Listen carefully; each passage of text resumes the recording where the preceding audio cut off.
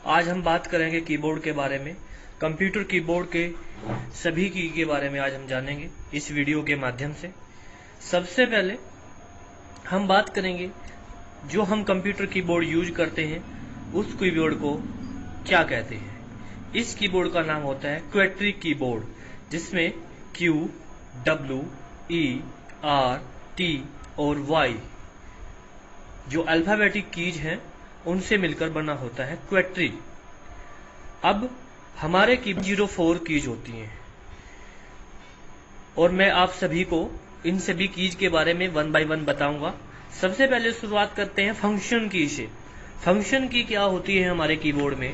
F1 से F12, F1 से F12 function की होती है, जिनका यूज हम सॉफ्टवेयर के अकॉर्डिंग करते हैं। सेकंड नंबर होती है अल्फा न्यूमेरिक की, जो हमारे पास 0 से 9 तक होती है।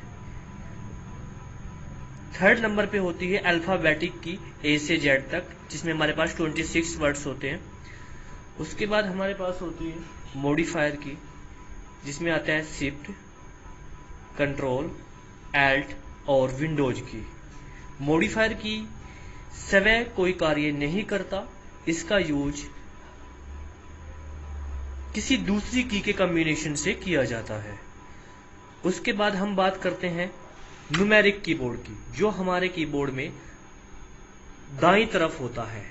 इसे बोलते हैं न्यूमेरिक कीबोर्ड, जिसमें हमारे पास 0 से 9 तक डिजिट होती हैं, नंबर लॉक होता है, divide, multiply, subtract, addition, enter और दशमलव के साथ में हमारे पास नंबर लॉक होता है। जब नंबर लॉक ऑन होता है तो कीबोर्ड पे सबसे पहली हरी बत्ती ऑन हो जाती है। उसके बाद हम बात करेंगे सेकंड नेक्स्ट पॉइंट की, जिसमें हमारे पास आती है कर्सर मूवमेंट की। ये हमारे कर्सर को लेफ्ट, राइट, अप और डाउन ले जाने। उसके बाद हम बात करेंगे इंसर्ट की, ये ओवर राइटिंग के लिए यूज किया जाता है। उसके बाद हम बात करेंगे डिलीट की। डिलीट की कर्सर के दाईं ओर से डिलीट करने के लिए यूज किया जाता है। होम की, अगर मैं होम की का यूज लाइन के आरंभ में यानी कि स्टार्टिंग में जाने के लिए किया जाता है। अगर मान ले कोई आप किसी लाइन पे टाइपिंग कर रहे हैं तो आपको उस लाइन के स्टार्टिंग में जाना है तो आप होम की प्रेस करेंगे, सिंपल। अगर आपको उस पेज के स्टार्टिंग में जाना है तो आप कंट्रोल प्लस होम की दोनों को कंबाइन, कंट्रोल प्लस होम की दोनों को यूज करेंगे। उसके बाद हमारे पास आती है एंड की। एंड की अगर मैं बात करूं, इसका यूज किसी भी लाइन के अंत में जाने के लिए किया जाता है। अगर आप किसी लाइन में टाइपिंग कर रहे हैं या आपका कर्सर लाइन के स्टार्टिंग में है तो एंड की सिंपल प्रेस करेंगे तो आप लाइन के एंड में चले जाएंगे। अगर आपको उसी पेज के सबसे लास्ट में जाना है या एंड में जाना है तो आप कंट्रोल प्लस एंड की दोनों को कंबाइन करके प्रेस करेंगे। उसके बाद आपका आता है पेज अप की। देखिए पेज अप की दिख रहा है आपको, पेज अप की, इसका यूज हम किसी भी प्रीवियस पेज पे जाने के लिए करते हैं।